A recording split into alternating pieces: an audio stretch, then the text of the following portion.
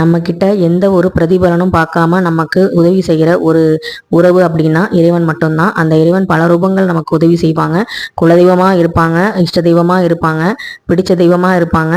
அது மாதிரி நிறைய தெய்வங்கள் நமக்கு துணையாக இருக்கும். இவங்க குலதெய்வ விளக்கு தான் நம்ம வீட்டில் ஏற்றிருக்கேன். இந்த குலதெய்வ உண்டியல் நான் சேர்த்துக்கிட்டு இருக்கேன், ஆரஞ்சு கலர் உண்டியல். அதே மாதிரி இந்த பச்சை கலர் உண்டியல் எதுக்குன்னு பார்த்தீங்கன்னா, என்னைய முருகன் கூப்பிடவே மாட்டேங்கிறாரு. ஆனால் எனக்கு நிறைய நல்லது செஞ்சிருக்காரு. இவருடைய பதிகத்தை படிச்சதுனால மட்டுமே பாத்தீங்கன்னா எனக்கு வீடு மனை வாங்குற யோகத்தை சீக்கிரமா அமைச்சு கொடுத்த இந்த சிறுவாபுரி முருகனை நான் பார்த்ததே இல்லை. அவருக்காக இன்னைக்கு செவ்வாய்க்கிழமை, தை மாத செவ்வாய்க்கிழமையில நல்லபடியா வேண்டிக்கிட்டு அவரை பார்க்கணுங்கிறதுக்காக இந்த உண்டியலை சேர்க்கிறேன்.